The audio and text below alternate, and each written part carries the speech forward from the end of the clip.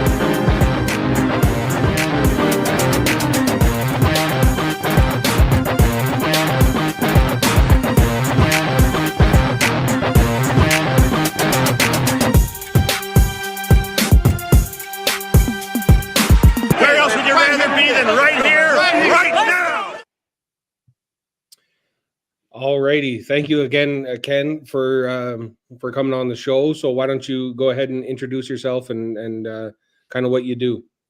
All right. I'm Ken Crippen. I'm the founder, lead instructor, and podcaster at the Football Learning Academy. Been researching and writing about pro football history for over 30 years. Have a couple of books that I soloed authored, contributor to two other books, and was the managing editor of two books and written hundreds of articles. So I've been doing this for a long time. Right on, right on. So when did you first kind of, I guess, start following football? I was a kid, so I was pretty young when it first started. I grew up in a family of Buffalo Bills fans, so I became a Buffalo Bills fan. It's in my blood. So yeah, I just been loving football most of my life. Alrighty. So what is I guess we'll start with the first question being what is the Football Learning Academy as a whole? It's an online school teaching pro football history where we're teaching people to put today's game into historical context, but we're also trying to have a platform where we can raise money to help retired players in need. So a portion of all the proceeds that we get from our classes all goes to help retired players who need it the most. So we have classes, we have videos, we have interviews, and a blog, all to teach about the history of the game, where it came from, and how it evolved over time. Awesome. So I guess when you say put today's game into context, because I find lots of the times we get trapped in the recency bias of players, and we'll watch someone have a great season and be like, oh, he's a top 5 running back of all time, for example, right? Yeah, you see a lot of that, especially in the fantasy football era where people just look at statistics and you think that, okay, player X outgained player Y, therefore they're a better player. Well, there's a lot more to it than that, as far as some of the intangibles and some of the other things associated with playing each of the individual positions. And so what we want to do is be able to teach people about those different positions, what they're looking at, so they can go beyond the statistics and actually evaluate these players and see what makes them so special. Yeah, because especially when you look at, I think, maybe a player like a Dan Marino, who might have been, playing a little bit before his time. Like he seemed kind of more of like a quarterback that would, fit this era of football. And you kind of, or even when I talk to some older football fans who say a guy like a Roger Staubach really kind of changed the game of the NFL, and those are kind of some of the guys who get overlooked, I guess, when we talk about great quarterbacks, for example. Yeah, I mean, people will talk about Tom Brady being the greatest quarterback of all time, and there's no question that he is one of the all-time greats. But I'll also make an argument that Otto Graham is the greatest quarterback of all time. Won the same number of championships, did it in half the time. So how can you leave him out of the conversation? But he played so long ago, people don't know anything about him, or know very little bit about him. So it makes it tough. Like you said, the recency bias in there is definitely hurting things. Also, statistics, people just look at statistics, and I like to throw out Vinny Testaverde gained more, threw more passing yards than Joe Montana. Who's the better quarterback? If you just go by statistics, you would say Vinny Testaverde, but Montana's got 4 rings on his fingers, so I would say Montana's the better quarterback. Nothing against Yeah. Vinny, but just doing that to prove a point. Yeah. Well, exactly. The name that always pops up is, do you think Trent Dilfer is a better quarterback than Dan Marino because he has a ring? So it's not, even the rings aren't a defining thing of the career either. Yeah, I mean, Mark Rippon and Jeff Hostetler have rings too. Yeah. Yeah. Exactly. Okay. So what can people expect when they sign up for the courses on the Football Learning Academy? Um, they want to be able to gain an appreciation of where the game started, how it evolved. We have some classes there from a football coach teaching some X's and O's. One of the most recent classes I put out there is historical pro football scouting reports, where you're going to learn about some of the older players, where we're actually going through studying the film and talking about the skills of these older players. And then also, I've got videos on there too. I've got Hall of Famer Ron Mix talking about how to play offensive line. I've got Hall of Famer Ron Wolf, who built the Packers into a Super Bowl champion. He's talking about how to build a franchise from the ground up, how to work with coaches, and how you go about hiring a coach. How do you set up the staffs and everything like that? So I think that's definitely a class that people are going to learn a lot from. And then also for the Buffalo people out there, there's classes on there. There's one on the history of the Tonawanda Cardex in the 1920 seasons, 1921. You've got Jeff Miller. Anybody knows about Buffalo history knows about Jeff Miller. But he's got a class on the game between the Canton Bulldogs and the Buffalo All-Americans from 1920. And I'm putting together a class on the original Buffalo Bills of the All-America Football Conference. So that one should be coming out this fall. And just to speak on that a little bit, anybody who lives in the Buffalo area, September 4th, I'm going to be at the Buffalo History Museum giving a talk on those Buffalo Bills in the 1940s. So September 4th, 6 p.m. So definitely want to see people come out and attend that. Yeah, yeah, awesome. That sounds very interesting. I guess it's like kind of before the merger of the two and becoming the NFL becoming what it is now. There was still like lots of great football being played, like you're mentioning, and those teams I feel like they're getting kind of forgotten about. Yeah, I mean, you talk about the Cleveland Browns, San Francisco 49ers. They came out of the All-America Football Conference, a rival league to the NFL in the 1940s. You've got, other rival leagues. Obviously, the one that people are going to know about now is the American Football League in the 1960s, but that was, I think, the 6th American Football League that was around, and the NFL wasn't even the first NFL. There was one back in 1902. So, um, definitely a lot of history out there, a lot of stuff for people to learn. So I hope people find interest in the history of the game and want to learn more about it. Yeah, yeah, awesome. So what got you into the history? Like, why was it like, is this the path that kind of that you chose? Like, what about the history of the game kind of intrigued you? Well, I mean, being a big Bills fan, I wanted to learn more about the history of the franchise. So I just started digging deeper into their history, going back into the 80s, the 70s, the 60s, seeing the championship teams that they had 64 and 65, and then realizing, hey, there was pro football, Major League Pro Football in Buffalo in the 1940s, the All America Football Conference. Then you dig back and say, hey, there was Buffalo NFL teams in the 1920s. And if you look at it too, there are actually 3 NFL teams in the early 1920s in Western New York. You've got the Buffalo All-Americans, you had the Tonawanda Cardex, and you go out a little bit farther, you got the Rochester Jeffersons all playing at the same time. So, I mean, there's a lot of pro football history within Buffalo, and it just fascinated me. And then I just kept going farther and farther back to the beginnings of pro football and football in general.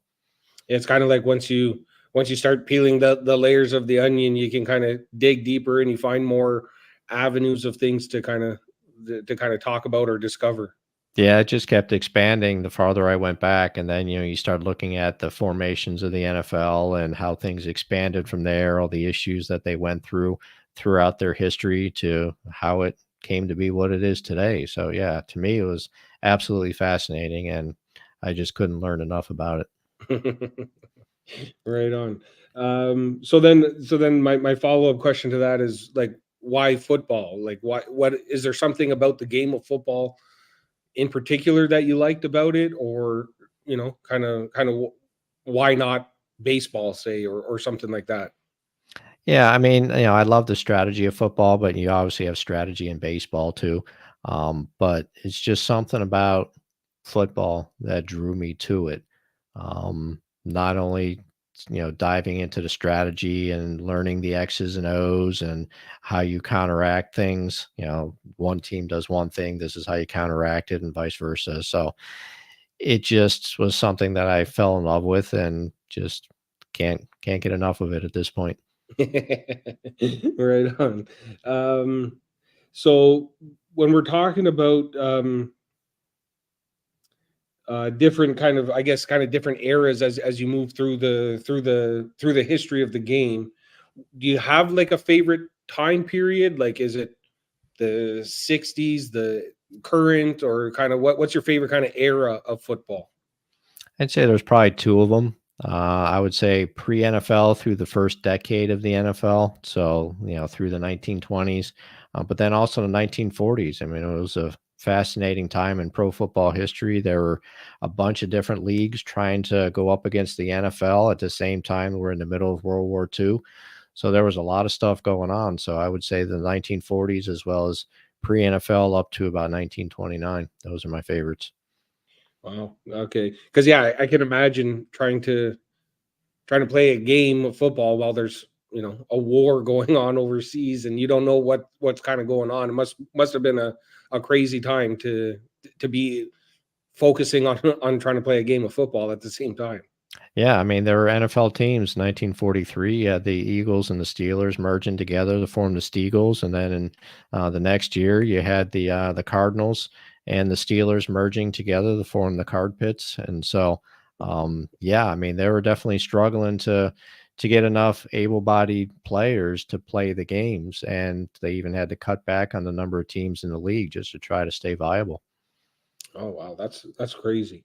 Um, let's see here. So what do you think are what are some of the biggest, I guess, kind of defining moments of in the history of the game? I guess I would say, like, obviously there's the merger of AFL and NFL. Um, they at one point they used to have the goalposts up in the front, and they moved them to the back of the end zone. What are kind of some of the big kind of milestones of the NFL that's shaped it to be what it is today? To me, if I had to pick one, I would probably say the legalization of the forward pass in 1906. I mean, can you imagine today's game without a forward pass? So, We'd be I mean, playing to me, I rugby, would yeah. think that that would be the biggest one. But yeah, I mean, the mergers that you mentioned, you had the NFL with the AFL, you had the All America Football Conference with the NFL. I mean, that really wasn't a merger, it was more of a dissolution of the All America Football Conference, but still, you brought some teams in. So you have those mergers, you have TV contracts, getting that, televising the games. Um, there's a lot of things you can point to, but if I had to pick one, I would say the legalization of the forward pass. Yeah, I feel like that's crazy because I can't imagine imagine a game without a forward pass. I think it's got to be 80% of the plays involve a forward pass in some way, shape, or form. Yeah, and to put things into context too, if you had an incomplete pass, it was a turnover back in the Really? beginning. So can you imagine that nowadays?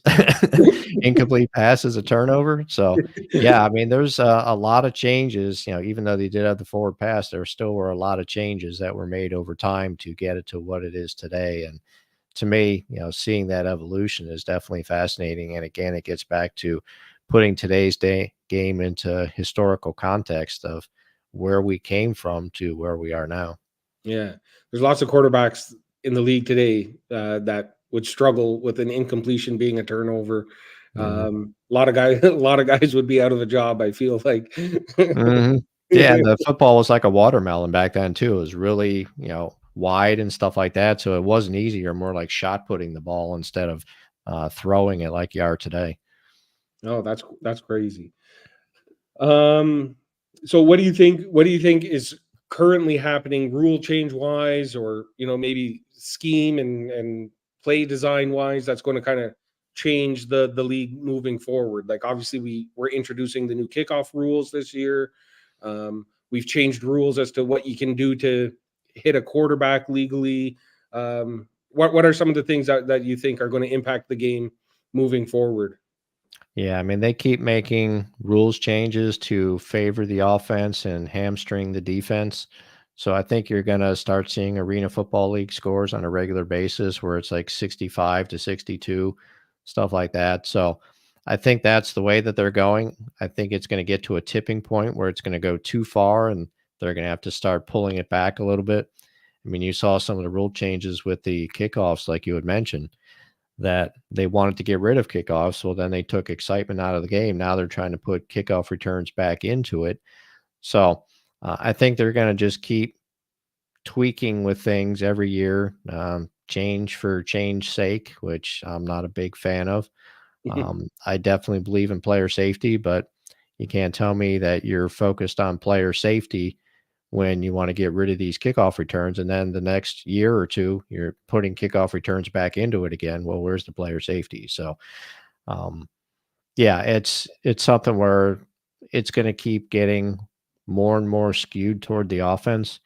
But at some point, it's going to have to come back again because it's just going to get ridiculous with the amount of scoring. Yeah, like, I feel like if they wanted to, um, get kickoffs back into the game, they could have just moved the ball back from where the kickoff point where they used to do it back on the, so that not every kick was just going out the back of the end zone, because that was boring for everybody. Hmm. And they could have kind of kept it the same way and just had it be, back to how it was originally. Yeah, and even though they changed the rules during the off season, they're still tweaking them. They've already made a couple of changes, and sounds like they may even make some more changes at the owners' meeting next week. So, I mean, who knows what the final version is going to be of this new kickoff rule? But it's a 1 year experiment. We'll see what happens with it, and they'll probably change it again in the off season. While we're on the subject of rules, what do you think of um, the change to the overtime rules? And obviously, as Bills fans, we saw Josh Allen not get the ball back in the 13-second game. So now they've changed that to give both teams a shot. Me here in Canada in the CFL, I don't know if you watch much CFL games at all. We do it kind of like the college football style, where you line up at the 35-yard line and you get each team gets two or three tries to outdo the other team. Mhm. So what's your take on that? Do you prefer one way to the other, or should we just play two 15-minute quarters and just see whoever wins the game? I mean, to me, it's not surprising that they want to make sure that both offenses have a chance with the ball because they're skewing everything toward the offense. My opinion is that defense is part of the game too. So if you don't want to lose the game, try to stop them. So Yeah. that's part of the game. You got three areas: you got offense, you got defense, you got special teams. You can't only just play one part of that game in order to win it. So you had 59 minutes and 59 seconds to try to win it before, and you didn't win it then. Play some defense then if you lose the coin toss. Yeah, and back to the era. That's kind of my favorite era of football, was the uh, the Pittsburgh Steelers and the Ravens in the early 2000s to probably 2006 7 ish area, where it was just about running the ball and being able to stop the run and having these great defenses. And I feel like we're taken away from the game when I mean, even Tom Brady has mentioned it a couple times. We're dumbing down the game. We're taking defense out of the game so that it's easier on a quarterback almost. Yeah, and you can't look at a quarterback without getting a 15-yard penalty. You can't tackle people anymore, so um, you can't hit people. You've got like a very tiny window where you're allowed to hit somebody, but if you don't hit them in the wrong way or if you don't roll off of them in the proper way, you get a penalty. And it just gets to be ridiculous when you've got these guys that are this big, this strong, and this fast. There is no way they're going to change their momentum at the last minute because the quarterback happened to turn a different direction while they're in midair. So it's getting ridiculous at this point. Again, I definitely am all for player safety, but there's a point when it gets to be ridiculous and you're just focusing on generating more offense instead of, making it an exciting game for everybody. Yeah, yeah. I feel like that's kind of the case across all sports. We're all like in basketball in particular. They're they've made the rules favor the offense a lot, and I kind of hope in football we dial back some of those rules and kind of just let the guys play the game. I remember hearing a theory that an athlete now is so like fine tuned to do the specific thing that one little that's why we see an uptick in ACL and Achilles injuries and stuff like that. It's because they're so fine tuned to do the one thing that anytime they try and break or make a cut or something, their body is not able to adapt as well as it used to.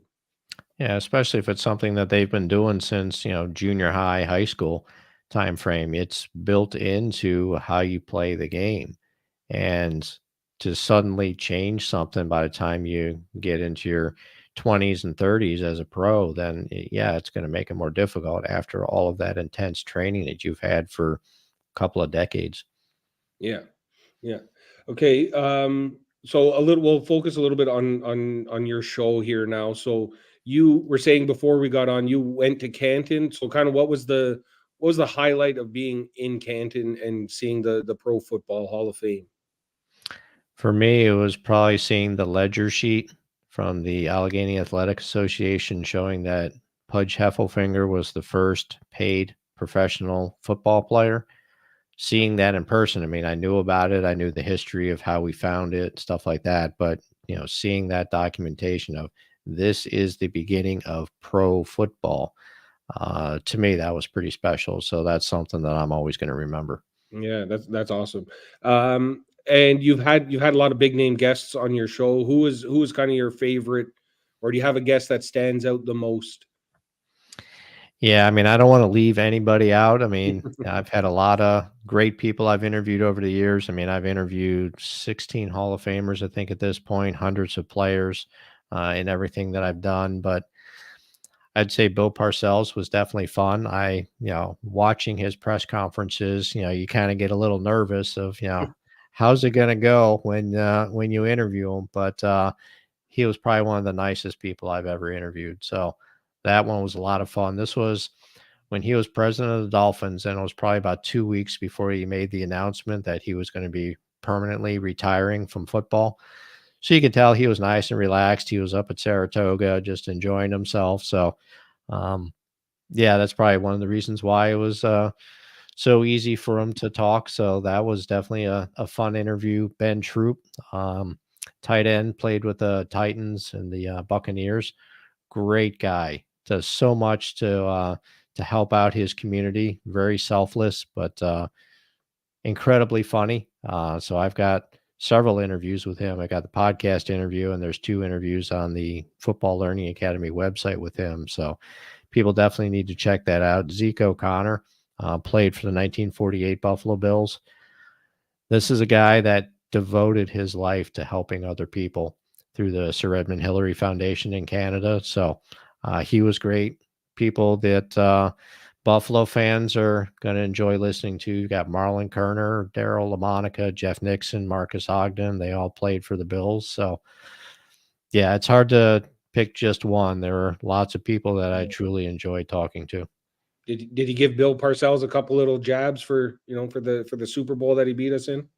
I mean, that was actually the subject of the conversation was Super Bowl 25. So, Oh yeah. yeah, I did not like hearing what he had to say because it was, I know the result, but, you can't argue with it. They won fair and Yeah. square. So, Yeah.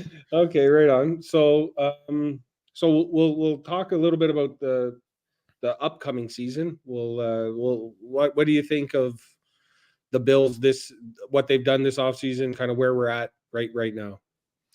yeah, I mean, they've definitely had some hits to defense not only with what they lost in free agency, but then you also have injuries too. I mean, Matt Milano's out again. He's got issues. Don't know what Dorian Williams is going to do. I'm guessing he's supposed to be taking his place. Yeah, Um, that's a and big ask. yeah, he's got some big shoes to fill, but defense lost a lot of people, but then offense is losing people too. I mean, we lost our number one receiver. I mean, you can question how much he was contributing and things like that, but you bring in Chase Claypool, he's now released. And then you bring in Marquez Valdez-Scantling, he's hurt. You got two quarterbacks that went down, so they're bringing in a guy right now to fill in, but he's only played 2 NFL games, so he doesn't have a lot of experience. It's going to be rough. So I think the offense is probably still going to be okay. I mean, you got Josh Allen, you got Cook there, so I think you're going to be okay on the offensive side. I mean, you got two really good tight ends, so that's definitely going to help. But yeah, that defense scares me as far as what they're going to be able to do this year. Yeah, I think it's going to be tough. I think one of the things I've been saying is losing Hyde and Poyer on the defensive side. It hurts us more from like a leadership and an understanding of the defense McDermott wants to play. Hmm. They were both, the two of them and Trey White were often injured, and so their impact isn't going to be missed as much on the field. It's more of that leadership, and those are your defensive captains that are leaving the team. Yeah, I mean that's a great point. That you've got. It's not just skills that you may or may not have on the field. It's leadership in the locker room, leadership on the field. That's not something that's easy to replace, and especially when you've got your quarterback on the defense and Milano out too, you lose those leaders in the secondary, and it's definitely going to be tough to fill those shoes. So yeah, it's going to be interesting to see how that defense plays. They didn't play well against the Bears. They did better against the Steelers, but we'll see when it gets to real game action how they're able to put things together. Yeah, yeah. Where do you stand on Coach McDermott? Do you like him? Because I know there's me being one of them, a big push in the fan base to, maybe McDermott has reached his ceiling as to what he can do for the team, and maybe it's time to move on from the coaching. Yeah, I mean, you think about that, but then also think about who's going to replace him. Who Yeah, you going to get? yeah, Uh, you could definitely end up with. We've seen it in Buffalo Bills history. There have been some bad coaches. So, do you want somebody that's knocking on the doorstep and you get a ball or two bouncing in the right direction and now you're in the Super Bowl, or do you want to roll the dice and and get could end up Changini with again. somebody else that isn't going to be as successful and you're not even making the playoffs? I mean, how long were we out of the playoffs until we finally got this current crop of players and coaches in place? So. Yeah, yeah. No, it's definitely a fair point. Um, where do you think of Josh Allen and kind of where he ranks, not only amongst like Bills quarterbacks, but like kind of quarterbacks in the league and quarterbacks, dual threat quarterbacks throughout the history of the game? Yeah, I mean, he's definitely in the upper echelon of the quarterbacks that are playing today. I mean, think about Mahomes, you think about Lamar Jackson, you think about Joe Burrow. You've got some really good quarterbacks out there. You some on the NFC side have been doing pretty well. So I think he's definitely upper echelon. He had a lot of turnover issues. He was trying to make a lot of plays, and whether it's throwing interceptions or whether it's fumbling, things like that. So he had those issues. He seems to be getting a little better with that. There's still some questions on decision making when he's throwing the ball, but I mean, I love the guy, and outside of say like a Patrick Mahomes or something like that, who are you going to replace him with? That's going to be a noticeable improvement. You go to Burrow, you go to Lamar Jackson. I mean, you're going to get pretty similar results, regardless of who you put in there. So, I mean, I definitely wouldn't want somebody else on the team. Yeah, yeah. And as far as like a dual threat, do you think he's like better than a Randall Cunningham or a Michael Vick type, or do you see him, or a Cam Newton? Like, do you see him as maybe one of the best dual threats, or is it too early to tell, or what do you think of that? Yeah, it's hard to say. I mean, as far as comparisons to Michael Vick is probably a better runner, but Josh Allen's a better passer. Cunningham was a really good passer, really good runner. I would say while they may be slightly different styles, they're relatively similar. Same with Lamar Jackson. I would put them about equal as well. So don't know if I would put him as, the number one dual threat quarterback out there, but, he's definitely in the conversation of being one of the top ones, if you're looking throughout history. Yeah, and being a CFL guy, we always keep Warren Moon. He was kind of I don't know. I guess you could say a game changer, or a position changer. He's kind of one of the guys who I always think of as a great quarterback to watch, see do both things, passing and running. Yeah, yeah, he was definitely one of the greats, especially with all that he did up in Canada and then came down into the NFL, was successful there. So, yeah, I mean, he's definitely one that is up there in that conversation. Yeah. Okay, awesome. Like I said, I try and keep the shows to half an hour, so we'll get out of here. But again, thank you very much for coming, and tell us all about what's coming up for you and where we can find you and all that good stuff. I'd say the best thing is go to our website at football-learning-academy.com. There you'll find classes, you'll find podcast interviews, you'll find our blog, social media channels, all that kind of stuff there. And then I'm going to plug again September 4th at the Buffalo History Museum. I'll be talking about the original Buffalo Bills of the All America Football Conference, 6 o'clock, Wednesday, September 4th. So definitely would love to see people out there. Awesome. Thank you, Ken, so much. And like I said, guys, go give him a follow. Go. I checked out the website a few times. Lots of great content on there. So if you're ever interested in the history of the game, Ken is definitely the man to go to for all the history of the game. And Ken, we really appreciate you coming on, and love to have you back at some point if you're ever willing. Absolutely. Love to be back. Right on. Thank you, Ken. Have a good Thank one. you.